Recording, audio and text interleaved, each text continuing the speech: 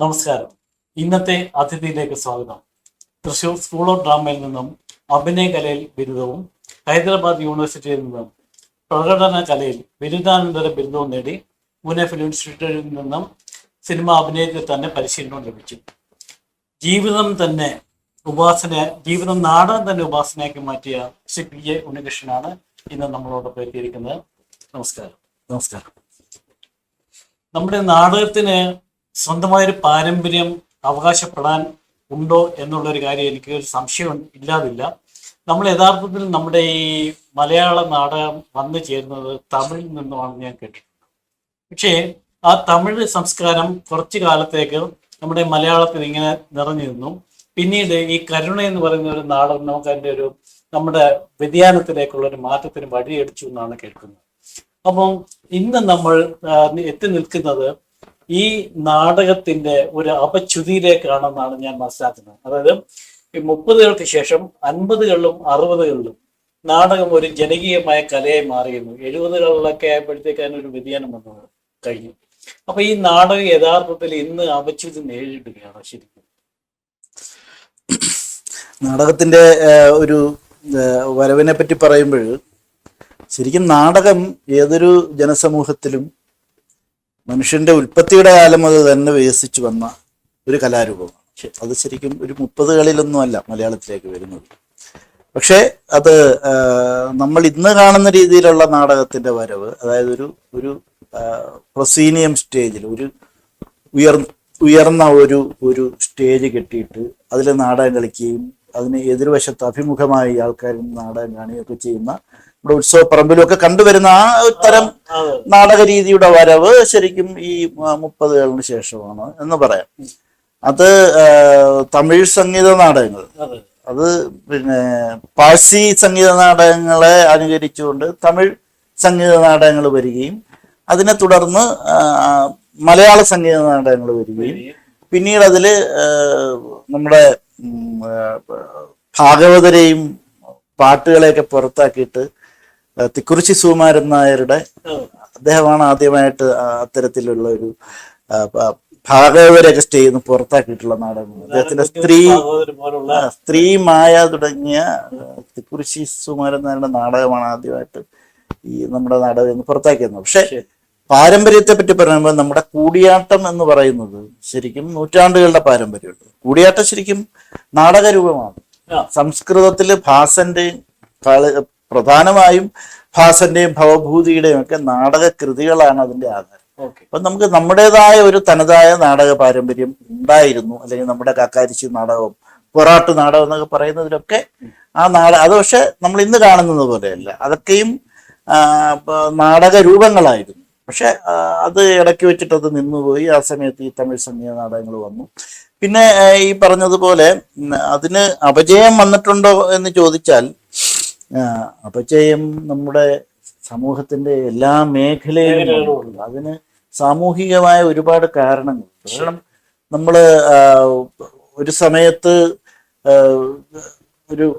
നമ്മുടെ ആൾക്കാർക്ക് വിനോദത്തിനുള്ള ഏക ഉപാധി എന്ന് പറഞ്ഞാൽ ഈ അമ്പലപ്പറമ്പിലെയോ അല്ലെങ്കിൽ ആർട്സ് ക്ലബ്ബുകളിലെയോ കലാപരിപാടികൾക്ക് വന്നിരുന്ന് കാണുക എന്നുള്ളത് അല്ലേ.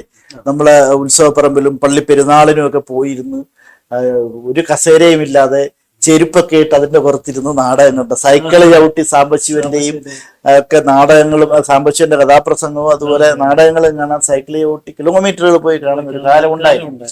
പക്ഷെ ഇന്നിപ്പോ ഒരു മൊബൈലിനകത്തേക്ക് കാഴ്ച ചുരുങ്ങിയിരിക്കുകയാണ്, റീലുകളിലേക്ക് വന്നിരിക്കുകയാണ്. നമ്മുടെ ആസ്വാദനത്തിന്റെ സമയം ഒരു കഥകളി, ഒരു രാപ്പകൽ അല്ല രാവിരുട്ടി വെളുക്കുന്നത് വരെ കഥകളി ആടിയിരുന്നു. ഇപ്പൊ ഒരു ക്യാപ്സൂളായി മാറി വൈകുന്നേരം. അപ്പൊ ആ മാറ്റം എല്ലാ മേഖലയിലും ഉണ്ടായതുപോലെ നാടകം. പക്ഷെ ഇപ്പോഴും നാടകത്തിന് അങ്ങനെ ഒരു അപജയം വന്നിട്ടില്ല. ഇപ്പോഴും നാടകത്തിന് പ്രേക്ഷകരുണ്ട്. അതാണ് സമകാലിക അവസ്ഥ. എനിക്ക് നേരിട്ടറിയാവുന്ന, അനുഭവിച്ചിട്ടുണ്ട്. ഞാൻ മനസ്സിലാക്കിയെടുത്തോളം ഈ ആദ്യകാലങ്ങളിലെ നാടകങ്ങളാണ് ഇപ്പൊ ഉദാഹരണത്തിന് ഒഴിഞ്ഞ വയൽ, അതായത് കാർഷിക സമയം കഴിയുമ്പോൾ ഒഴിഞ്ഞ വയലുകളില് സ്റ്റേജ് കെട്ടിയിട്ട്, അപ്പൊ അന്നത്തെ ഒരു പ്രത്യേകത എന്ന് വെച്ചാൽ എന്റെ കേൾവിയാണ്, അതായത് അന്ന് ഈ നാടകം എന്ന് വെച്ചാൽ ജനങ്ങളെ വല്ലാതെ അട്രാക്ട് ചെയ്ത ഒരു കലാരൂപമാണ്. തീർച്ചയായും. അപ്പൊ എവിടെ ഒരു നാടകം ഉണ്ടെങ്കിലും അവരെ എന്റർടൈൻമെന്റ് എന്ന് പറയുന്ന ആ ജനങ്ങളുടെ എന്റർടൈൻമെന്റ്, ആ നാട്ടുകാരുടെ എന്റർടൈൻമെന്റ് എന്ന് പറയുന്ന നാടകം കാണുക എന്നുള്ളതാണ്. അപ്പൊ അവര് ചെയ്യുന്നതെന്ന് വെച്ചാൽ കുഞ്ഞൂട്ടി പരാധീനങ്ങളുമായിട്ട് ഈ പായം ചുട്ടിക്കെട്ടി കഷത്തും വെച്ച് ചൂട്ടും കത്തിച്ച് വന്ന് പറമ്പിൽ ഇങ്ങനെ ഇരുന്ന് വിശാലമായിട്ട് ഇങ്ങനെ കിടക്കുകയും അതോടൊപ്പം മുറുക്കുകയും തുപ്പുകയും ഇരിക്കുന്ന ചെയ്യുന്ന ഒരു കാലഘട്ടം ഉണ്ടാകും. ആ കാലഘട്ടത്തിൽ നിന്നുമാണ് നമ്മൾ ഇങ്ങോട്ട് മാറ്റങ്ങളിലേക്ക് വന്നിരിക്കുന്നത്. പക്ഷേ ഇന്ന് നമ്മൾ ആ നാടകത്തിന് ഇപ്പൊ 2 ഗ്രൂപ്പുകളായിട്ടാണ് സ്വാഭാവികമായിട്ട് തരംതിരിച്ച് കാണുന്നത്. ഒന്ന് പ്രൊഫഷണലും ഒന്ന് അമേച്ചറും. അപ്പൊ ഈ പ്രൊഫഷണൽ നാടകങ്ങളുടെ ശരിക്കും ഒരു ഈറ്റില്ലമായിരുന്നു കൊല്ലം. പക്ഷെ ഇന്ന് ഒരുപാട് നാടകവേദികളെല്ലാം അപ്രത്യക്ഷമായി കഴിഞ്ഞു. അപ്പൊ അത് ശരിക്കും ഒരു മൂലച്യുതിയല്ലേ? അല്ല, മൂല്യച്യുതി എന്ന് പറയാൻ പ്രയാസമാണ്.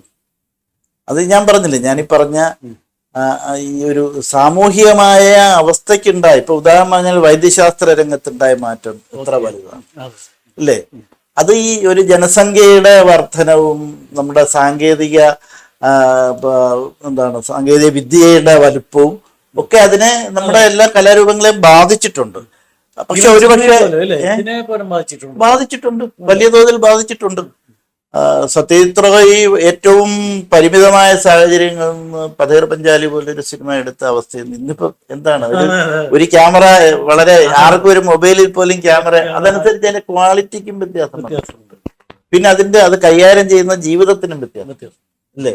ഇവിടെ ഈ പറഞ്ഞ പ്രൊഫഷണൽ അമേച്ചർ ശരിക്കും പറഞ്ഞാൽ ഒരു പൂർണ്ണമായ അർത്ഥത്തിൽ ഒരു പ്രൊഫഷണൽ നാടകമേ നമുക്ക് ഉണ്ടെന്ന് പറയാൻ കഴിയില്ല. കാര്യം പ്രൊഫഷണൽ എന്ന് വെച്ചാൽ അതൊരു പ്രൊഫഷൻ ആയതുകൊണ്ട് മാത്രം പ്രൊഫഷണൽ ആയില്ല, മറിച്ച് അതിൻ്റെ എല്ലാ മേഖലയിലും ഒരു പ്രൊഫഷണൽ ക്വാളിറ്റി ഉണ്ടാവേണ്ടതുണ്ട്.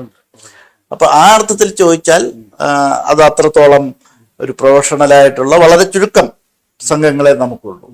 അമേച്ചർ എന്ന് പറയുന്നതും വാസ്തവത്തിൽ ഇപ്പോൾ അമേച്ചർ സംഘങ്ങൾ എന്ന് പൂർണ്ണമായ അർത്ഥത്തിൽ ഇപ്പൊ നമ്മുടെ പണ്ട് വായനശാലകളിൽ, എല്ലാ വായനശാലകളിലും അല്ലെങ്കിൽ ആർട്സ് ക്ലബുകളിലും നാടകം കളിച്ചിരുന്നു ഒരു സമയമുണ്ട് അല്ലേ?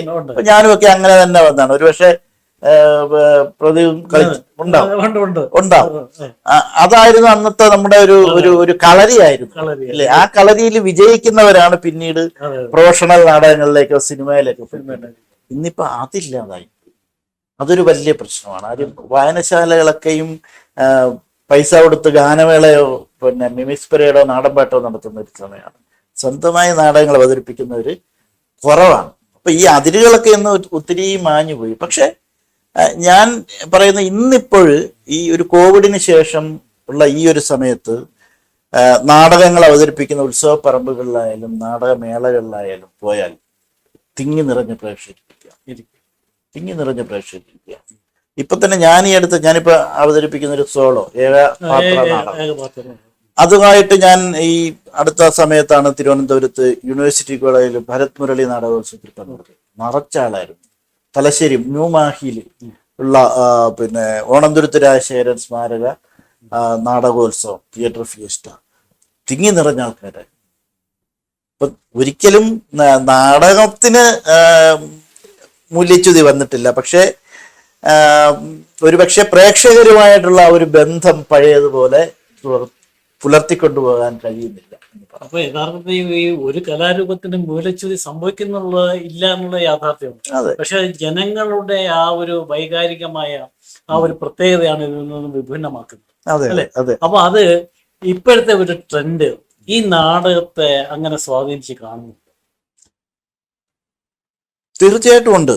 ഒരുപാട് ഇപ്പൊ ആധുനിക സാങ്കേതിക വിദ്യകൾ നാടകത്തിലേക്ക് ഫലപ്രദമായി വരുന്നുണ്ട്. ഇപ്പൊ നമ്മള് ഈവൻ മൊബൈൽ പോലും നാടകത്തിന്റെ അവതരണത്തിന് ഉപയോഗിക്കുന്ന ഒരു ഘട്ടത്തിലോട്ട് വരുന്നു. അപ്പൊ ഒരു ഉത്സവപ്പറമ്പിൽ കഴിയില്ല. അല്ലെങ്കിൽ നമ്മള് വീഡിയോകൾ ഇതിന്റെ ഭാഗമായിട്ട് ഉപയോഗിക്കുന്നു. ഇപ്പൊ അങ്ങനെയൊക്കെ പുതിയ സാങ്കേതിക വിദ്യകൾ ഉപയോഗിക്കാനുള്ള ശ്രമങ്ങൾ നടക്കുന്നുണ്ട്. അപ്പൊ ഈ ഒരു പരാധീനതകളെ മറികടക്കാനുള്ള വലിയ ശ്രമം നടക്കുന്നുണ്ട്. പക്ഷെ അതല്ലേ ഉദ്ദേശിച്ചത്. അത്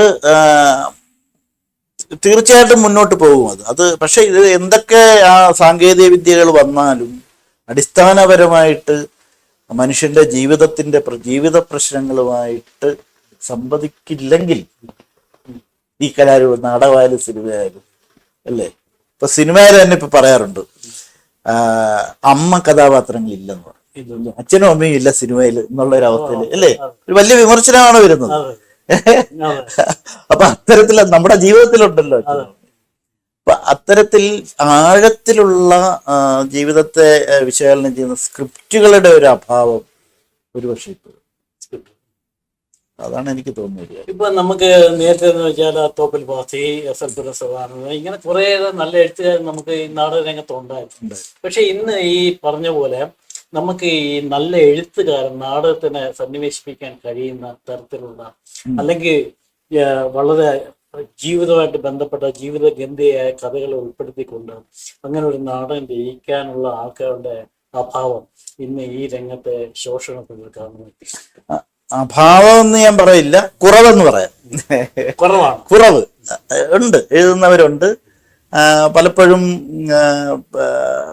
എന്താ ഒരുപാട് നാടകങ്ങൾ പലരും എഴുതേണ്ടി വരുമ്പോൾ ഉണ്ടാകുന്ന പ്രശ്നങ്ങളുണ്ട്. ചില നാടകത്തിൽ ചിലപ്പോൾ മുഖ്യധാരാ നാടക പ്രൊഫഷൻ എന്നതിനേക്കാൾ ഞാൻ ഉപയോഗിക്കാറ് മുഖ്യധാരാ നാടകവേദി എന്നൊരു പ്രയോഗമാണ്. അല്ലെങ്കിൽ ജനകീയ നാടകവേദി. ഈ ജനകീയ നാടകവേദിയിലും നന്നായിട്ട് എഴുതുന്നവരുണ്ട്.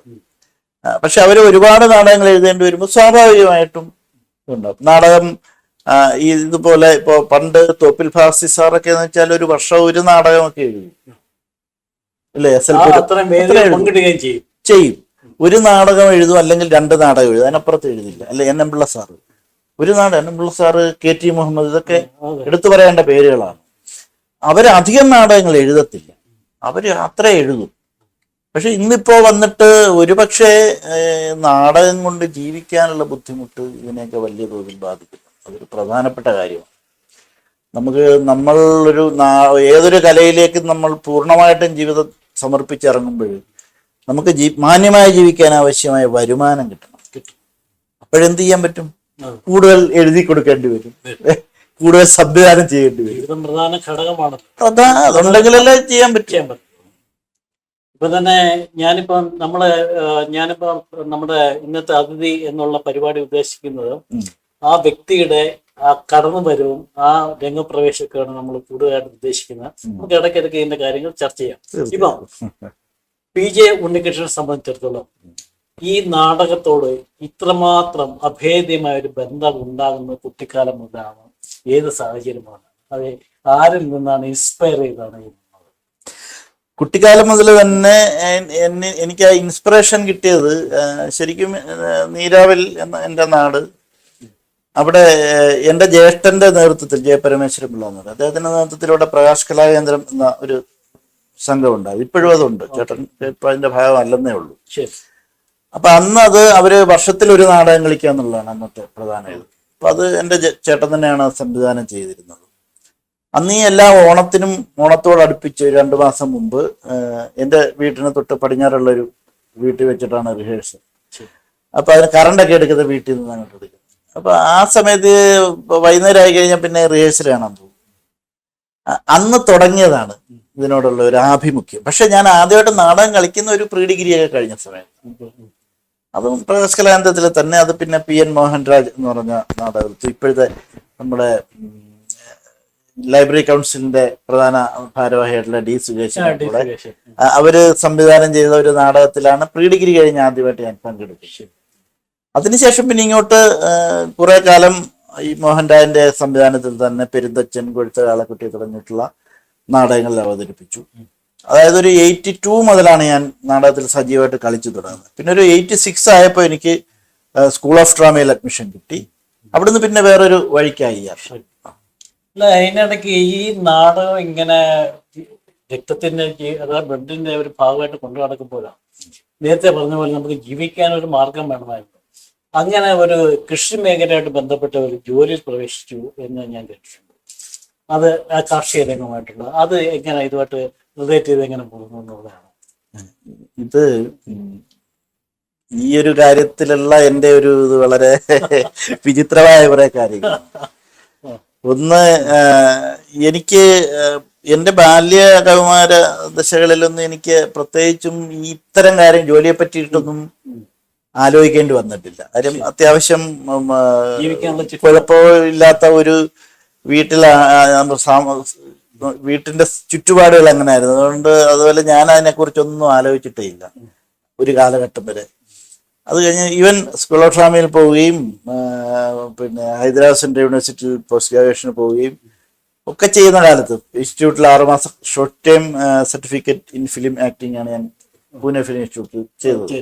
അതായത് അത് പണ്ട് ഫുൾ ടൈം കോഴ്സ് നിർത്തലാക്കിയതിനു ശേഷം പിന്നെ റീസ്റ്റാർട്ട് ചെയ്തത് 6 മാസത്തെ കോഴ്സായിട്ടാണ്. പിന്നെ അത് 2 വർഷത്തെ കോഴ്സാക്കി ഇപ്പോഴും. അപ്പോഴ് അന്ന് അതില് ഏക മലയാളി ഞാനായിരുന്നു ആ ഒരു കോഴ്സിൽ. അപ്പോൾ പിന്നെ അതിനുശേഷം വിവാഹം കഴിഞ്ഞപ്പോഴാണ് യഥാർത്ഥത്തിൽ ഈ ഒരു ജീവിത യാഥാർത്ഥ്യങ്ങളുടെ മുന്നിലോട്ട് ഞാൻ വരുന്നത്. അപ്പോഴത്തേക്ക് ഒരുപാട് താമസിച്ചു പോയി. പിന്നെ കാര്യം നമ്മൾ ചെയ്യുന്ന നാടകങ്ങളിൽ നിന്നുള്ള വരുമാനം വളരെ കുറവാണ് പലപ്പോഴും. ഇപ്പോഴതിനൊക്കെ ഒത്തിരി മാറ്റം വന്നു. ഈ നമ്മളൊരു നാടകം സംവിധാനം ചെയ്യാനായിട്ടൊക്കെ പോയിട്ട് അവസാനം ഒന്നും കിട്ടില്ല.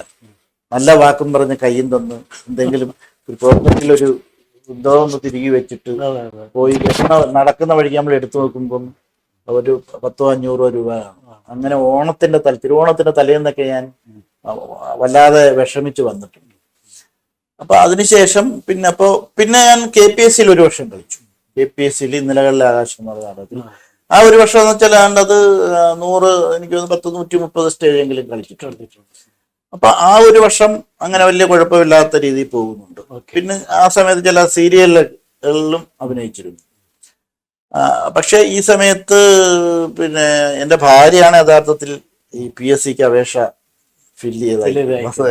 കാര്യം ഞാനിത് മൈൻഡ് ചെയ്യാതെ പോവുകയും പക്ഷെ അത് പറ്റില്ല എന്നുള്ളതിൽ തന്നെ അയക്കുന്നു. അങ്ങനെ അപ്പൊ ഞാൻ ഈ നാടകത്തിൽ കളിയുടെ ഒക്കെ ഇടയ്ക്കിട്ടാണ് VEO, അത് ഗ്രാമവികസന വകുപ്പിലാണ്, കൃഷിയല്ല, ഗ്രാമവികസന വകുപ്പിലെ VEO, വില്ലേജ് എക്സ്റ്റൻഷൻ ഓഫീസർ. അപ്പോഴും ഞാൻ ഗ്രാമസേവനം ഇപ്പോഴും ഞാൻ ഇത് കൊല്ലത്ത് വെച്ചാൽ മതി, കൊല്ലത്ത് കിട്ടുകയാണെങ്കിൽ മതി എന്ന് പറഞ്ഞാൽ കൊല്ലം അങ്ങനെ ആരും വെക്കല്ലേ. ഏറ്റവും പ്രയാസമാണ് കൊല്ലത്ത് കിട്ടാൻ അല്ലേ. കാരണം മലപ്പുറത്തൊക്കെയാണ് നമ്മൾ അത് മലപ്പുറത്തൊന്നും പോയി ജോലി ചെയ്യുന്ന പരിപാടിയില്ല, കൊല്ലത്താണെങ്കിൽ ചെയ്യാം എന്ന് പറഞ്ഞിട്ട് കൊടുത്തതാണ്. പക്ഷെ അത് അന്ന് PSC എഴുതി എനിക്ക് കൊല്ലം ജില്ലയിൽ ഞാൻ 4ാം റാങ്കിൽ വന്നു. അങ്ങനെയാണ് ഞാൻ ഗ്രാമവികസന വകുപ്പിൽ അത് ഈ KPSCയിലെ കളിയും അവസാനിപ്പിച്ച് അന്ന് ശ്രീകുമാരൻ തമ്പി സാറിന്റെ ദാമ്പത്യ ഗീതങ്ങൾ എന്ന് പറഞ്ഞൊരു സീരിയലിലെ അഭിനയം കഴിഞ്ഞിട്ടാണ് ഞാൻ ഇന്ന് ട്രെയിനിങ്ങിനായിട്ട് പോകുന്നത്. പിന്നെ 15 വർഷം ഗ്രാമവികസന വകുപ്പിൽ ജോലി ചെയ്തു. പക്ഷെ ആ സമയത്തും അത് നാടകം ചെയ്യുന്നതിന് എനിക്ക് തടസ്സം ഉണ്ടായിട്ടില്ല. കാര്യം അത് ഗ്രാമവികസന വകുപ്പിലുള്ളവർക്കെല്ലാം എന്നെ അത്യാവശ്യം അറിയാമായിരുന്നു. പിന്നെ ഞാൻ ഈ ജോലിയിൽ ഒരിക്കലും വീഴ്ച വരുത്തിയിട്ടില്ല. ഞങ്ങളുടെ ഈ ഒരു ഫീൽഡ് വർക്കും കൂടെ ആയതുകൊണ്ട് ആ ഫീൽഡിൽ നമ്മൾ ചെയ്യാനുള്ള കാര്യങ്ങൾ കൃത്യമായിട്ട് ചെയ്യാന്നുള്ളതാണ്. അതിനകത്തൊക്കെ കുറച്ച് സമയമൊക്കെ നമുക്ക് ഒന്ന് അഡ്ജസ്റ്റ് ചെയ്യാൻ പറ്റും. പക്ഷെ ഞാൻ മികച്ച VEOയ്ക്കുള്ള ജില്ലയിലെ മികച്ച VEOയ്ക്കുള്ള അവാർഡ് എനിക്ക് കിട്ടിയിട്ടുണ്ട്. സംഗീത അക്കാദമിയുടെ അവാർഡ് കിട്ടിയതുപോലെ അതിനോടൊപ്പം തന്നെ 2 കിട്ടിയിട്ടുണ്ട്. ഇതിനിടയ്ക്ക് ഒരു കാര്യം ഇപ്പൊ നമ്മൾ നേരത്തെ അമിച്ച നാടകവേദിയെ പറ്റി സംസാരിച്ചു. അപ്പം ഞാനും ഉദ്ദേശിക്കുന്ന ഏതൊരു കലാസൃഷ്ടിയും അത് ജനകീയമാണല്ലോ. അപ്പൊ ജനങ്ങൾക്ക് സ്വാംശീകരിക്കാനുള്ള ആ ഒരു ഇത് ഈ കലാരൂപത്തിലുള്ള കൊടുക്കുക എന്നുള്ളതാണ്. അപ്പൊ ജനങ്ങൾ തീർച്ചയായും സ്വീകരിക്കണം. നമ്മുടെ പ്രൊഫഷണൽ നാടകങ്ങളിലെ ഈ അടുത്ത കാലം വരെ ഇപ്പോഴും ഈ ദ്വയാർത്ഥ പദപ്രയോഗങ്ങൾ കൂടുതൽ കണ്ടുവരുന്നുണ്ട്. അത് ഇപ്പൊ സിനിമയിലും ഉണ്ടായിരുന്നു. ഇപ്പൊ അതിന് കുറച്ച് മാറ്റങ്ങൾ വന്നിട്ടുണ്ട്. അത് ജനം തിരിച്ചറിഞ്ഞു, അല്ലെ ഈ സിനിമ എടുക്കുന്നവർ പോലും തിരിച്ചറിഞ്ഞു. പക്ഷേ നമ്മുടെ സീരിയൽ വളരെ വൾഗറായി കൊണ്ടിരിക്കുന്ന ഒരു സാഹചര്യമാണ്. ഈ സാഹചര്യത്തിലൊക്കെയാണ് ഈ സിനിമ ഈ നാടകം ഈ ഒരു അവസ്ഥയിലൂടെ പോകുന്നത്. അപ്പൊ നാടകത്തിന് ആദ്യകാലങ്ങളിലൊക്കെ എന്ന് വെച്ചാൽ ഏകദേശം ഒരു 4 സീനിനകത്ത് നിൽക്കുമായിരുന്നു ശരിക്കും, 3-4 സീൻ. ഇപ്പം ശരിക്കും ഒരു 20-24 സീനുകളിലേക്ക് മാറുന്ന ഒരു അവസ്ഥയിലേക്ക് മാറ്റപ്പെട്ട് കഴിഞ്ഞു. മനസ്സിലായില്ലേ? അപ്പം അങ്ങനെ ഇരിക്കുന്ന ഒരു സാഹചര്യത്തിൽ നമ്മുടെ അമച്ചർ നാടകവേദി എന്ന് പറയുമ്പോൾ അത് ഈ അമച്ചർ നാടകവേദിയിലെ ഇപ്പോഴത്തെ അതായത് പുതിയ തലമുറ എങ്ങനെ ഉൾക്കൊള്ളുന്നു, അല്ലെങ്കിൽ പഴയ തലമുറ എങ്ങനെ ഉൾക്കൊള്ളുന്നു, പല നാടകങ്ങളും നമുക്ക് മനസ്സിലാകാത്ത ചില സാഹചര്യങ്ങളാണ് ഈ അമച്ചർ നാടകവേദി തന്നെ. അത് എന്തുകൊണ്ടാണ് അങ്ങനെ സംഭവിക്കുന്നത്?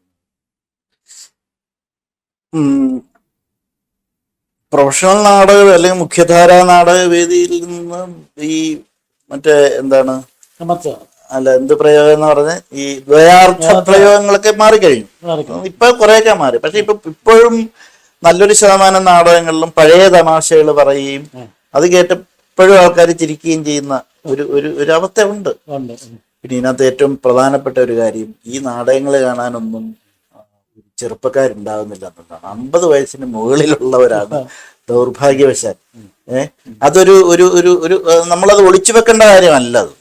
അത് ഒരു ദിവസം തന്നെ എനിക്ക് തോന്നിയ ഒരു അത്ഭുതമാണ് ഞാൻ അനുഭവിച്ച ഒരു അത്ഭുതം എന്ന് വെച്ചാൽ, സോപാനത്തിലൊരു നാടകം കണ്ടുകൊണ്ടിരിക്കുക. അപ്പൊ അവിടെ എന്ന് വെച്ചാൽ ഒരു 100-150 പേരിൽ താഴെ ഉള്ളൂ. അവരെല്ലാം അത്യാവശ്യം തലയും താടിയും നിറച്ചവരാണ്.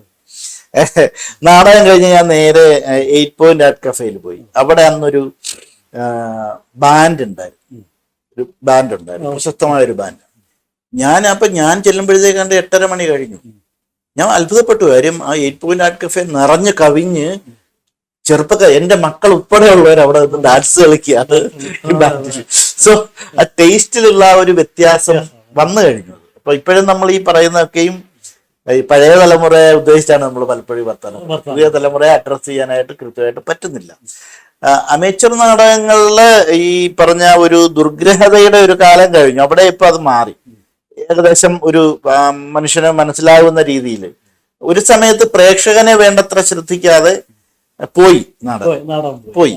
അപ്പൊ അത് പ്രേക്ഷകൻ ശ്രദ്ധിക്കുന്നതിനപ്പുറം ഇത് നാടകത്തിന്റെ ഒരു വളരെ സൗന്ദര്യശാസ്ത്രപരമായ വശങ്ങളിൽ മാത്രം ശ്രദ്ധിച്ചുകൊണ്ട് പോയ സമയത്ത് പ്രേക്ഷകനെ കൂടെ കൊണ്ടുപോകാൻ പറ്റിയില്ല. ഇപ്പൊ നമ്മള് സംഗീത നാടകകാലം മുതൽ, അല്ലെ കരുണയുടെ കാലം പറയും, കരുണയുടെ ആ കാലം മുതൽ പ്രേക്ഷകനെ കൂടെ കൊണ്ടുവന്നാണ് KPSCയുടെ തോപ്പിൽ സാറിന്റെയും എന്നപിള്ള സാറിന്റെ KT മുഹമ്മദിന്റെ കാലം വരെ കൊണ്ടുവന്നത്.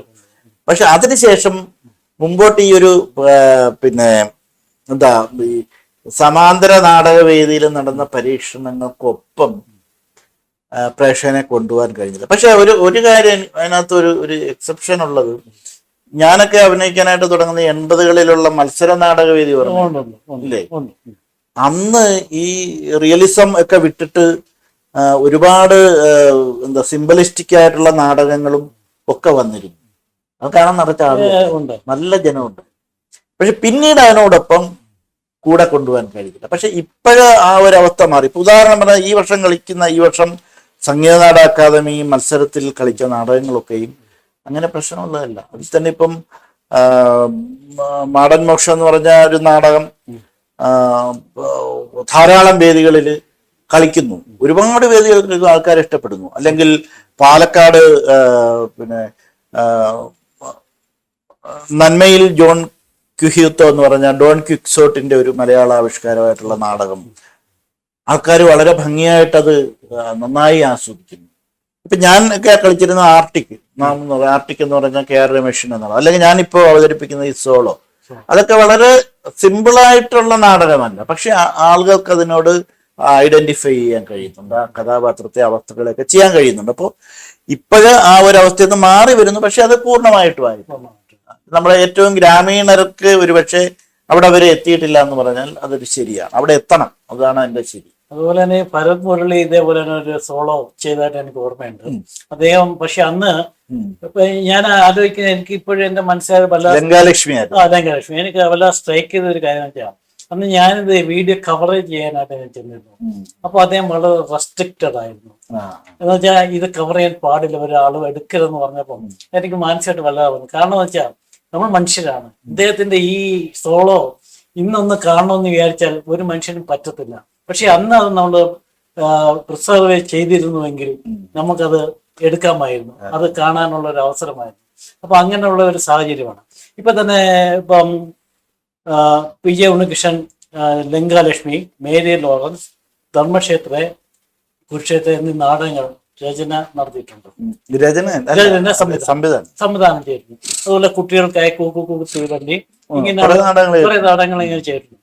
അപ്പം ഈ ഇങ്ങനെ എഴുതപ്പെടുന്ന, അതായത് സംവിധാനം ചെയ്യുന്നതും അല്ലെങ്കിൽ എഴുതപ്പെടുന്ന നാടകങ്ങളും അത് ജനങ്ങളിൽ എത്തിക്കാനുള്ള ഒരു സ്വാഭാവികമായിട്ടുള്ള ഒരു രീതിയാണ് അവലംബിക്കുന്നത്. അത് എങ്ങനെയാണ്, ഏത് രീതിയാണ് അവരെ അതിനകത്ത് കൊണ്ടുവരത്തക്ക രീതിയിൽ ഏത് ശൈലിയാണ് ഉപയോഗിക്കുന്നത്?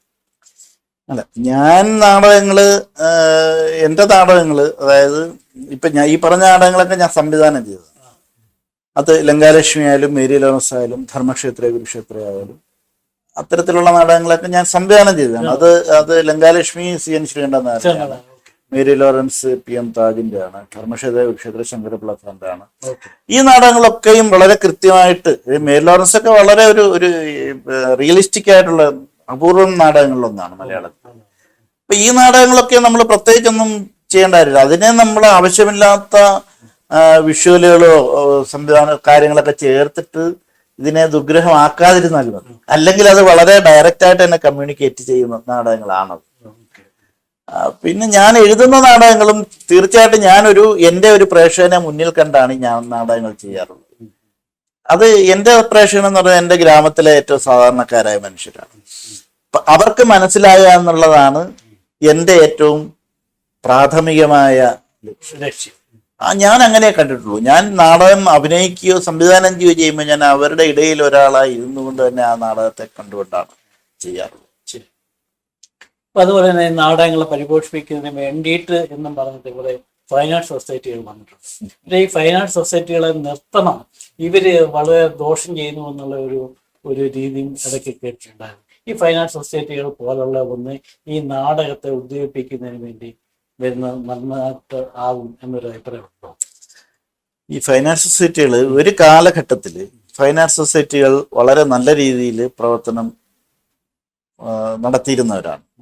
അതറിയാമല്ലോ, നമ്മുടെ ഇവിടുത്തെ തന്നെ ഫൈൻ ആർട്ട് സൊസൈറ്റികളുടെ ആദ്യ കാലഘട്ടമാണ് ഞാൻ ഉദ്ദേശിക്കുന്നത്. അന്ന് ഒരു നാടക സംഘത്തിന് അവര് ഒരു വേദിയിൽ എത്ര രൂപയ്ക്കാണ് അവതരിപ്പിക്കുന്നത് അത്രയും പൈസ കൊടുത്തിട്ടാണ് അവർ കളിപ്പിക്കുന്നത്.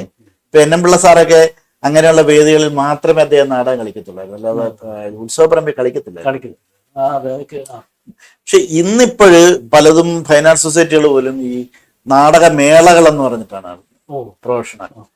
ഇപ്പൊ എൻ്റെ അടുത്ത് എനിക്ക് വളരെ ഇഷ്ടമുള്ള ഒരു ഈ മുഖ്യധാരയിലുള്ള ഒരു നടൻ, നല്ല നടനാണ് അദ്ദേഹം എൻ്റെ അടുത്ത് പറഞ്ഞത്, PJ ഞാൻ ഈ വർഷം കളിക്കുന്നവരോട് ഞാൻ പറഞ്ഞു മേളകൾക്ക് കളിക്കാൻ ഞാനില്ല, അങ്ങനെ അല്ലെങ്കിൽ മാത്രമേ എന്നെ വിളിച്ചാൽ മതി. അതുകൊണ്ട് ഇപ്പൊ ഞാൻ മിക്കവാറും ഈ വർഷം കൂടെ ആണ് ഞാൻ ഔട്ടായി പോകും. കാര്യം എന്താണെന്ന് വെച്ചാൽ ഈ മേളകൾക്ക് കളിക്കുമ്പോൾ അഭിനേതാക്കൾക്ക് പൈസ കിട്ടില്ല. വളരെ കിട്ടുന്നെങ്കിൽ ചെറിയൊരു തുക കിട്ടും, അല്ലെ ചെറിയ തുകയ്ക്കാണ് ഇതെല്ലാം. ഒരു നാടകം ഉണ്ടാകുന്നതിന് പിന്നിലുള്ള അധ്വാനം എന്ന് പറഞ്ഞാൽ ചെറുതല്ല. എത്ര നാള് റിഹേഴ്സൽ എടുത്തിട്ടാണ് ഒരു നാടകം. ഒരു അഭിനേതാവ് അല്ലെങ്കിൽ ഒരു മറ്റ് സാങ്കേതിക പ്രവർത്തകൻ ഒരു നാടകത്തിൽ പങ്കാളിയാകുമ്പോൾ അയാൾ 1 മാസമോ 2 മാസമോ വീട്ടിൽ നിന്ന് വിട്ടു നിന്നിട്ട് അയാളുടെ ഇപ്പൊ KT മുഹമ്മദ് സാർ ഒരിക്കലും എൻ്റെ അടുത്ത് പറഞ്ഞാണ്, ഞാനൊരു നാടകം വയ്യ, എനിക്ക് നല്ല പ്രായമായപ്പോഴാണ്. കാര്യം നാടകം ചെയ്യുമ്പോൾ ഞാൻ 2-3 പ്രാവശ്യമാണ് എൻ്റെ ചോരയും വിയർപ്പും എൻ്റെ കഥാപാത്രങ്ങൾക്ക് കൊടുക്കുന്നത്. ഞാൻ എഴുതുമ്പോൾ ഞാൻ കൊടുക്കും, സംവിധാനം ചെയ്തുകൊണ്ട് കൊടുക്കും, അഭിനയിക്കുമ്പോൾ അങ്ങനെ വയ്യ എന്ന് പറഞ്ഞു. അത്രയ്ക്ക് അവർ ജീവിതം സമർപ്പിച്ച് അവരുടെ സമയം വേറെ ഒന്നും. ഇപ്പൊ ഒരു സീസണിൽ നാടകം കളിക്കുന്നവർ എന്ത് ബിസിനസ് ചെയ്യാനാണ്? പിന്നെ ബാക്കിയുള്ള സമയത്ത് മാത്രമായിട്ട് ഒരു ബിസിനസ് ചെയ്യാൻ പറ്റും, ഒരു ജോലിക്ക് പോകാൻ പറ്റില്ല. അപ്പൊ അവര് അത്രത്തോളം ബുദ്ധിമുട്ടിയിട്ടാണ് ഇത് ചെയ്യുന്നത്. അപ്പം മാന്യമായ റെമ്യൂണറേഷൻ അതിന് കിട്ടണം. അതിന് കിട്ടാത്തിടത്തോളം നമ്മുടെ നാടകവേദി മികച്ച സൃഷ്ടികൾ ഉണ്ടാകുക ബുദ്ധിമുട്ടാണ്. നാടകം NM പിള്ള സാറൊക്കെ ചെയ്തിരുന്നു, അദ്ദേഹം മാത്രമേ ആ ധൈര്യം കാണിച്ചിട്ടുള്ളൂ. അതിപ്പോഴും ഞാൻ പറയാം, ടിക്കറ്റ് എടുത്ത് കാണേണ്ടതാണ് നാടകം. എന്തുകൊണ്ട് നിങ്ങളൊരു സിനിമയ്ക്ക് 150, 200, 250 രൂപ ടിക്കറ്റ് എടുത്ത് കാണുന്നു? ഈ നാടകം കാണാൻ പോകുമ്പോൾ ടിക്കറ്റ് കൊടുത്തിട്ട് വിറ്റിട്ട് നടത്തുന്നതാണെങ്കിൽ പോലും അവിടെ പോയി ഓസിനകത്ത് ഒരു നാടകം കാണുന്നത് ഒരു വലിയ ക്രെഡിറ്റ് ആയി കരുതുന്നത്. പക്ഷെ നമ്മുടെ ഒരു സുഹൃത്ത് ഉണ്ട് അവിടെ, അപ്പൊ ഞാൻ അവനെ പോയി കണ്ടിട്ട് ഞാൻ പതുക്കെ അകത്ത് കയറി എന്ന് പറയുന്നത്. പക്ഷെ അതേസമയം BV കാരൻ എന്ന ഇന്ത്യൻ തിയേറ്ററിലെ ഏറ്റവും പ്രമുഖനായ സംവിധായകൻ, അദ്ദേഹം കൊല്ലത്ത് വന്നപ്പോൾ നമ്മുടെ സോപാനത്തിൽ അവിടെ ഒരു നാടകമാണോ ഫിലിം ഫെസ്റ്റിവൽ എന്തോ ഉണ്ട്, ടിക്കറ്റ് പ്രോഗ്രാമാണ്. അപ്പൊ അദ്ദേഹം അന്ന് അവിടെ ഇത് കാണാനായിട്ട് വന്നപ്പോൾ എല്ലാവരും കൂടെ അദ്ദേഹത്തെ വിളിച്ച് അകത്ത് കൊണ്ടുപോയി ഇരുത്താൻ നോക്കിയപ്പോൾ അദ്ദേഹം വെയിറ്റ്, എത്ര രൂപയാണ് ടിക്കറ്റ്? അയ്യോ സാർ, അത് ടിക്കറ്റ് എനിക്ക് ശമ്പളം, എനിക്ക് ജീവിക്കാനുള്ള പൈസ തരുന്നത് നാടകവേദിയാണ്. അപ്പൊ ഞാൻ ബാധ്യസ്ഥനാണ് അങ്ങോട്ട് കൊടുക്കുന്നത്. ടിക്കറ്റ് എടുത്തല്ലാതെ ഞാൻ കാണില്ല. അദ്ദേഹം ടിക്കറ്റ് എടുത്തിട്ടാണ് അകത്ത് കയറിയത്. നമ്മളെ എത്ര ആൾക്കാരെ കൊണ്ട് ആ ഒരു ഇപ്പം പക്ഷേ അതിന് മാറ്റം വരുന്നുണ്ട്. ഇപ്പൊ ടിക്കറ്റ് വെച്ചിട്ടുള്ള നാടക ഷോകൾ ഒരുപാട് വരുന്നുണ്ട്. സ്ഥിരം നാടകവേദികൾ വരണം. ഇപ്പോൾ നിങ്ങള് ഞാനൊരു പണ്ട് പൂനെയിലുള്ള ബാലഗന്ധർവ നാട്യമണ്ഡലിൽ പോയപ്പോൾ ഞാൻ അത്ഭുതപ്പെട്ടു. കാര്യം അവിടെ റിസർവേഷൻ കൗണ്ടർ കണ്ടപ്പോഴാണ് ഞാൻ കരുതി അവിടെ സിനിമ ഉണ്ടായിരിക്കുന്നത്. പക്ഷെ ഞാൻ അന്വേഷിച്ചാൽ പറഞ്ഞത് നാടകം കാണണമെങ്കിൽ റിസർവ് ചെയ്യണം, അല്ലെങ്കിൽ നിങ്ങൾക്ക് നാടകം കാണാൻ പറ്റിയൊന്നും വരില്ല, ടിക്കറ്റ് മൊത്തം വിറ്റുപോകും. അവിടെ ഒരു ഷോ അല്ല, മോർണിംഗ് ഷോ, മാറ്റിനി, ഫസ്റ്റ് ഷോ, സെക്കൻഡ് ഷോ, ഇങ്ങനെ നാടകങ്ങൾ നടക്കുകയാണ്. ഒരു നാടകം അല്ലെങ്കിൽ മറ്റ് 2 നാടകം അല്ലെങ്കിൽ 3 നാടകം. അതൊക്കെയും ആൾക്കാർ വളരെ നിർബന്ധമായിട്ട് വന്ന് ടിക്കറ്റ് എടുത്ത് ടിക്കറ്റ് ബുക്ക് ചെയ്തും കാണും. ആ ഒരു സംസ്കാരം എന്നിവിടെ വരുന്നു, എന്ന് നാടകവേദിയിലേക്ക് പണം വരുന്നു. അന്ന് ഈ സിനിമ എന്താ, സിനിമയുടെ ഗ്ലാമർ എന്താണ്? സിനിമയിൽ പണം വരുന്നു, അതുകൊണ്ടാണ് ഗ്ലാമർ. ഇപ്പൊ ഞാനൊരു 100 നാടകത്തിൽ അഭിനയിച്ചെങ്കിൽ ഞാനൊരു സീരിയലിൽ എന്റെ ഒരു തല കണ്ടു കഴിഞ്ഞാൽ എന്റെ നാട്ടിലെ പോലും അതുവരെ എൻ്റെ അടുത്ത് ചിരിക്കാത്ത ആൾക്കാർ പോകുമ്പോൾ കണ്ട് ചിരിച്ചു. ഞാൻ ശരിക്കും നേരിട്ട് എനിക്ക് അനുഭവപ്പെട്ടുള്ള എന്തുകൊണ്ടാണ് ഈവൻ നാടകക്കാര് പോലും ഒരു നാടകവുമായി ബന്ധപ്പെട്ട ഒരു ചടങ്ങിന് കഴിയുമെങ്കിൽ ഒരു സിനിമാ നടനെ കൊണ്ടുവരും. അതല്ല, ഇതിനേക്കാൾ നിങ്ങൾ കൽക്കട്ടയിലോ പൂനെയിലോ പോയാലോ മഹാരാഷ്ട്രയിലോ പോയാലോ അവിടെ നാടക അഭിനേതാക്കൾക്ക് സമൂഹത്തിൽ ആ പ്രാധാന്യം. അപ്പൊ എൻ്റെ ഒരു ന്യായമായ ഒരു സംശയമാണ്, ഇത്രയും പറഞ്ഞുകൊണ്ട് ഞാൻ ചോദിക്കുകയാണ്. ഇത്രയും നാടകത്തിന് വേണ്ടി ജീവിതം ഒഴിഞ്ഞ് ഇങ്ങനെ പോയിക്കൊണ്ടിരിക്കുന്ന ഒരു വ്യക്തി എന്നുള്ളത് ഈ നാടകത്തെക്കാളും ഇന്ന് ഏറ്റവും കൂടുതൽ മുൻപന്തിയിൽ എത്തിയിരിക്കുന്ന സിനിമയാണ്. സിനിമ ഇന്ന് എല്ലാ രീതിയിലും വളരെ വ്യാപരിച്ച് തങ്കമായിട്ട് ഇങ്ങനെ നിൽക്കുകയാണ്. ഇത്തരത്തിലുള്ള സാഹചര്യത്തിൽ അന്ന് മുതലേ നിൽക്കുന്ന ഒരു വ്യക്തിക്ക് എന്തുകൊണ്ട് ഈ സിനിമാ രംഗത്തുള്ള കൈകടത്താൻ അല്ലെങ്കിൽ കയറിപ്പറ്റാനുള്ള ശ്രമം നടത്തിയില്ല? അതൊന്ന് എന്റെ തന്നെ ഒരു പ്രശ്നമാണ്. അപ്പൊ ഞാൻ പൂനെയിലെ ഫിലിം ഷൂട്ടിലെ ഇത് എന്നെ അവിടെ പഠിക്കുന്ന സമയത്ത് മുംബൈയിലേക്ക് എന്നെ വളരെ പ്രഗത്ഭനായ ഒരു സംവിധായകൻ ക്ഷണിക്കുന്നു. യു കം ടു മുംബൈ എന്ന് പറഞ്ഞു. മുംബൈ അല്ലാന്ന് ബോംബെയാണ്. പക്ഷെ എനിക്ക് ഉണ്ടായിരുന്ന ഒരു പ്രശ്നം, ഒന്ന് എനിക്ക് എന്റെ നാടുമായിട്ടുള്ള ഒരു വല്ലാത്ത ബന്ധമുണ്ട്, വല്ലാത്തൊരു ബന്ധം ഉണ്ടായിരുന്നു. അപ്പൊ നാട് വിട്ടു നിന്ന് പ്രവർത്തിക്കാൻ എനിക്കൊരു കുറെ മടിയുണ്ടായിരുന്നു. പിന്നെ ഒരുപക്ഷെ അത് ഈ നാടകത്തില് വ്യാപരിക്കുന്നവർക്കുള്ള ഒരു കുഴപ്പം ഉണ്ട്. അതൊരു കുഴപ്പമാണ് ഒരർത്ഥത്തിൽ. എന്താണെന്ന് വെച്ചാൽ നമ്മളൊരു നാടക ഒരു സംഘത്തിൽ പ്രവർത്തിക്കും, നമ്മൾ അവിടുത്തെ ഒരു പ്രധാനപ്പെട്ട വ്യക്തിയാണ്. നമ്മളൊരു പ്രധാനപ്പെട്ട വ്യക്തിയാണ്. അവിടെ നമുക്ക് എല്ലാവരും, അവിടെയുള്ള എല്ലാവരും പരസ്പരം ഒരു അങ്ങനെയാണല്ലോ, ഒരു പരസ്പരം ഇഷ്ടപ്പെടുകയും പരസ്പരം ബഹുമാനിക്കുകയും ഒക്കെ ചെയ്തുകൊണ്ടാക്കുന്നത്. പക്ഷെ നമ്മളൊരു ഫിലിം സെറ്റിലോട്ട് ചെന്നാൽ നമുക്കിത് ലഭിച്ചെന്ന് വരത്തില്ല. പലപ്പോഴും നമ്മളവിടെ ഒറ്റപ്പെട്ട് നിൽക്കും. അങ്ങനെയൊക്കെയുള്ള ചില പ്രശ്നങ്ങളുണ്ട്. അപ്പൊ എനിക്കെന്തുകൊണ്ടോ ഇത് അതിനോടൊരു വല്ലാത്ത ക്രേസ് തോന്നിയിട്ടില്ല. പക്ഷെ ഞാൻ നസറുദ്ദീൻ ഷായുടെ കൂടെ ഒരു സിനിമയിൽ അഭിനയിച്ചിട്ടുണ്ട്, ബ്ലൂബെറി ഹണ്ട് എന്ന് പറയുന്നൊരു സിനിമയിൽ. അദ്ദേഹത്തിന്റെ കൂടെ അഭിനയിക്കാൻ വലിയൊരു അത് നല്ല വേഷം, വെറുതെ മുഖം കാണിക്കുന്ന വേഷമല്ല, അദ്ദേഹത്തിന്റെ വേഷം കഴിഞ്ഞാലുള്ള ഒരു പ്രധാന വേഷം.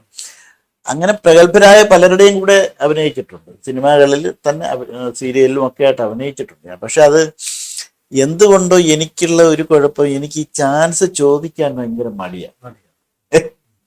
അതൊരു കുഴപ്പമാണ്. ഒരുപക്ഷെ അത് എൻ്റെ ജീവിത രീതിയിലുണ്ടായ ഒരു പാളിച്ചയാണത്. അങ്ങനെ എൻ്റെ കൂടെ പഠിച്ചവർ തന്നെ സിനിമ എടുത്തിട്ടുണ്ട്, എൻ്റെ കൂടെ ഒരു മുറിയിൽ കിടന്നു. പക്ഷെ എൻ്റെ ധാരണ അവർക്ക് എന്നെ അറിയാമല്ലോ, സ്വാഭാവികമായിട്ടും അവരൊക്കെ എന്നെ പരിഗണിക്കുമായി. പക്ഷെ എനിക്ക് പരാതിയൊന്നുമില്ല. എന്നെ വിളിച്ചില്ലെങ്കിൽ ഞാൻ കരുതുന്നത് എനിക്ക് അനുയോജ്യമായ ഒരു കഥാപാത്രം അതിനകത്ത് ഇല്ലാത്തതുകൊണ്ട് വിളിച്ചില്ലെന്ന് ഞാൻ അല്ലെങ്കിൽ എനിക്ക് അതിനകത്ത് നാടകത്തിൽ ചെയ്യുന്നത് പോലെ നന്നായിട്ട് സിനിമയിൽ ചെയ്യാൻ കഴിയുന്നില്ല എന്ന ഒരു ബോധം അവർക്കുള്ളത് കൊണ്ടായിരിക്കും. പല കാരണങ്ങളുണ്ടാവും. പക്ഷെ ഞാൻ അതിനെപ്പറ്റി ബോധേടല്ല. ആരും സിനിമയിൽ ഇപ്പോഴും ഞാൻ ഈ അടുത്ത സമയത്ത് ഫ്ലാസ്ക് എന്ന് പറഞ്ഞൊരു സിനിമയിൽ ഞാൻ അഭിനയിച്ചു, രാഹുൽ രുചി നായരുടെ. അപ്പം അതിനകത്ത് വലിയ കുഴപ്പമില്ലാത്തൊരു വേഷമാണ്, ഏറെ തകരാറില്ലാതൊക്കെ ചെയ്തിട്ടുണ്ടെന്ന് തോന്നുന്നു. പിന്നെ അത് ഓക്കെ. ഞാൻ പൂനെ ഇൻസ്റ്റിറ്റ്യൂട്ട് കഴിഞ്ഞിട്ടും വളരെ പ്രശസ്തരായ സംവിധായകരും ഒക്കെ എൻ്റെ സുഹൃത്തുക്കളായിട്ടുണ്ട്. അത് ഞാൻ ആരോടും ഇതുവരെ അങ്ങനെ പറഞ്ഞിട്ടില്ല. പക്ഷെ പലരും എന്നെ വിളിച്ചിട്ടുണ്ട്, പോയിട്ടുണ്ട്. അപ്പം ഇപ്പം നമുക്ക് ഇനി ഏതാനും ഒന്ന് രണ്ട് ചോദ്യങ്ങൾ നമുക്ക് ഇത് നമ്മുടെ ഈ എപ്പിസോഡ് അവസാനിപ്പിക്കാം എന്ന് ഉദ്ദേശിക്കുന്നു. അതായത് ഇപ്പൊ ഒരു നാടൻ പഴയ ആൾക്കല്ലല്ലോ, ഇപ്പൊ ഒരു നാടൻ അത് പൂർണ്ണതയിലെത്തി രംഗത്തിലേക്ക് അവതരിപ്പിക്കാൻ വരുമ്പോഴത്തേക്ക് ഏകദേശം ഒരു 20 ലക്ഷം തൊട്ട് 30 ലക്ഷത്തിനകത്തുള്ള എമൗണ്ട് ആകുമെന്ന് പറയുന്നു, കേൾക്കുന്നു. ഈ ഇത്രയും തുക ഈ ഒരു വർഷത്തിനുള്ളിൽ കളിച്ചു കിട്ടാൻ ഇപ്പോഴത്തെ നിയമപ്രകാരം, അതായത് 10 മണി കഴിഞ്ഞാൽ നമുക്ക് ഈ മൈക്ക് അതിന് അലൗഡല്ല. അപ്പൊ ഇത് വളരെയേറെ ബുദ്ധിമുട്ടിക്കൊണ്ടിരിക്കുന്ന സാഹചര്യത്തിൽ ഒരു നാടക നടൻ എന്നുള്ള നിലയിൽ, ഒരു കലാകാരൻ എന്നുള്ള നിലയിൽ ഇതിനെ എങ്ങനെ പ്രതിഷേധിക്കുകയാണോ, ഇതിനെ എന്ത് രീതിയിലാണ് കാണുന്നത്? അല്ല, പ്രതിഷേധം ഈ ഒരു കാര്യത്തിൽ മാത്രമല്ല, ഒരുപാട് കാര്യങ്ങളുണ്ട്. ഇത് 30 ലക്ഷം രൂപ ഒന്നും നാടകത്തിന് ചെലവാകുന്ന അപൂർവമായിട്ടേ ഉള്ളൂ. അത് ചിലതൊക്കെ അനാവശ്യമായി ചിലവാക്കിയിട്ട് വരുന്നതാണെന്നാണ് എൻ്റെ അഭിപ്രായം. ഇന്നിപ്പോ ഒരു മുഖ്യധാരാ നാടകവേദിയിൽ ഒരു പക്ഷെ എന്നാലും ഒരു 8 ലക്ഷം 10 ലക്ഷത്തിനകത്തൊക്കെ നാടകങ്ങൾ ചെയ്യാം. അങ്ങനെ അല്ലാതെ 30-40 ചെലവാക്കിയത് ചിലതൊക്കെ ഉണ്ട്. അതിന്റെ ഒന്നും യഥാർത്ഥ വസ്തു അതൊന്നും സ്റ്റേജിൽ കണ്ടിട്ടില്ല. പക്ഷെ ഇപ്പൊ നമ്മളീ പറഞ്ഞ പ്രൊഫഷണൽ അമച്വർ എന്നുള്ളതിനൊക്കെ വിട്ടു നിൽക്കുന്ന, ഇപ്പൊ ഉദാഹരണം പറഞ്ഞാൽ ദീപൻ ശിവരാമന്റെ ഖസാക്കിന്റെ ഇതിഹാസം പോലെയാണ്. അതിനൊരു പക്ഷെ ഇത്രയും, അല്ലെങ്കിൽ ഉബുറോയി എന്ന് പറയുന്നതാണ് അത്. പക്ഷെ അത് നമുക്ക് കാണാനുണ്ട്, അത് വേദിയിൽ കാണാൻ. അതൊരു പ്രൊസീനിയത്തിലല്ല, അല്ലാതെ വലിയൊരു ടെന്നീസ് കോർട്ടിന്റെ വലിപ്പമുള്ള വേദികളിൽ കളിക്കുന്ന വലിയ നാടകങ്ങളാണ്. പക്ഷെ ആ നാടകങ്ങൾ അതിന് മതിയായ പൈസ കിട്ടുമെങ്കിൽ മാത്രമേ അവർ കളിക്കൂ. അത്യാവശ്യം അവർക്ക് ചെലവാക്കിയത് കിട്ടുന്ന രീതിയിൽ അത് കിട്ടും. പക്ഷെ നമ്മുടെ മുഖ്യധാരാ നാടകവേദിയിൽ വലിയ തുക ചെലവാക്കി ചെയ്യുന്ന നാടകങ്ങൾ പൈസ തിരിച്ചു പിടിക്കുക ബുദ്ധിമുട്ടാണ്. അതിനകത്ത് ഈ പറഞ്ഞ 10 മണി എന്നുള്ളത് ഒരു വിഷയം തന്നെയാണ്. അതിപ്പോ ഞാൻ മനസ്സിലാക്കിയിടത്തുള്ളത് ഒരു ഹൈക്കോടതിയുടെ ഒരു വിധിയുടെ അടിസ്ഥാനത്തിലാണ് അത് സർക്കാർ അത് നടത്താൻ ബാധ്യസ്ഥരായി പോയതാണ്. പക്ഷെ അതിനകത്ത് കുറെയൊക്കെ വിട്ടുവീഴ്ച തീർച്ചയായിട്ടും ചെയ്യണം. പലപ്പോഴും ഒരു ഉത്സവത്തിന് ഇപ്പോഴും വേറൊരു കാര്യമുണ്ട്. ഈ ഒരു എന്താ പറഞ്ഞ, ഈ അടുത്ത സമയത്ത് ഒരു വലിയ അമ്പലത്തിന് മുമ്പിൽ കൂടെ വരുമ്പോഴേ 10 മണി കഴിക്കാൻ വന്നപ്പോഴത്തേക്ക് അവിടെ മൊത്തം വിജനമായി. പണ്ട് നമ്മള് ഒരു ഉത്സവം എന്ന് പറഞ്ഞാൽ ഒരു രാത്രി വരെ പോവുക, അതാണ് അതിന്റെ ഒരു അല്ലേ? രാത്രി വരെ നീണ്ടിങ്ങനെ കച്ചേരിയോ അല്ലെങ്കിൽ നാടകത്തിന്റെയോ ഒക്കെ ശബ്ദങ്ങൾ ഇങ്ങനെ, ആൾക്കാരിങ്ങനെ അവിടെ, അതാണ് ഉത്സവം. ആൾക്കാർ അവിടെ എല്ലാം ഇങ്ങനെ നിറഞ്ഞു നിൽക്കുക, അവിടെ നിന്ന് കടലയും കപ്പലിന്റെയും മേടിക്കുക. പക്ഷെ അത് മൊത്തം പോയി 10 മണിയായപ്പോഴത്തേക്ക് വിജനമായി പോയി ഗ്രാമം. അതിനോട് എനിക്ക് യോജിക്കാൻ കഴിയുന്നില്ല യഥാർത്ഥത്തിൽ. പിന്നെ മറ്റൊരു കാര്യം, ഉത്സവപ്പറമ്പുകളിൽ നാടകങ്ങളുടെ എണ്ണം കുറയും. അതിന് പല കാരണങ്ങൾ. അതില് പലപ്പോഴും ഉത്സവങ്ങൾ കലാപരിപാടികൾക്കപ്പുറത്ത് ഈ എന്താ പറഞ്ഞ സപ്താഹം, അതുപോലെ ഈ പിന്നെ എന്താ പറഞ്ഞ ഈ ഭക്ഷണത്തിന്റെ പരിപാടിയുണ്ട്. ഇതൊക്കെ ആയിട്ട് സമൂഹ ഇതൊക്കെയാണ് കലാപരിപാടി വേണ്ട എന്നുള്ള തരത്തിൽ. കാര്യം നാടകങ്ങൾ എന്ന് പറയുന്നത് എപ്പോഴും മനുഷ്യന്റെ ജീവിതവും അവന്റെ ജീവിത പ്രശ്നങ്ങളുമായിട്ട് സംവദിക്കുന്നതാണ്. അത് പലപ്പോഴും പലർക്കും പിന്നെന്താ അസ്വാരസ്യം ഉണ്ടാക്കും. അതുകൊണ്ട് തന്നെയാണ് കേരളത്തിലെ മലയാള നാടകങ്ങളുടെ ചരിത്രം എടുത്താൽ തന്നെ ഉണ്ടല്ലോ, KPSCയുടെ നാടകങ്ങളായാലും അല്ലെങ്കിൽ അടുക്കളയിൽ നിന്ന് രംഗത്തേക്ക്, പാട്ടബാക്കി തുടങ്ങിയ നാടകങ്ങളൊക്കെ എങ്ങനെ മലയാളത്തിന്റെ മനുഷ്യനെ മാറ്റിമറിച്ചുകൊണ്ടില്ല. അങ്ങനെ ഇനി മാറ്റിമറിക്കേണ്ട എന്ന തീരുമാനം പലരും എടുത്തിട്ടുണ്ട്. അതായത് നാടകം അനശ്വരമായൊരു സാർവലൗകിക കലാരൂപമാണ് എന്ന പ്രസ്താവത്തിന്റെ അർത്ഥവ്യാപ്തിയിൽ മലയാള നാടകവേദിയെ നിലനിർത്താൻ എന്ത് സമീപനമാണ് നമുക്ക് വേണ്ടത്? ഈ നമ്മള് സാർവലൗകിക കലാരൂപം എന്ന് പറയുമ്പോൾ നമ്മുടെ എന്താ പറഞ്ഞ ഈ നമ്മുടെ നാട്, ഓരോ നാടിനും അല്ലേ പ്രാദേശികമായ കലാ പ്രകടനങ്ങളാണ് സാർവലൗകികമായ കലാപ്രകടനം. അല്ലേ? അത് പ്രശസ്തനായ ചിത്രകാരൻ പറഞ്ഞിട്ടുള്ളതാണ്. നമ്മുടെ നാട്ടില് ഇപ്പൊ കഥകളി മലയാളത്തിന്റെ ഒരു കലാരൂപമാണ്. പക്ഷെ അതൊരു സാർവലൗകിക കലാരൂപം.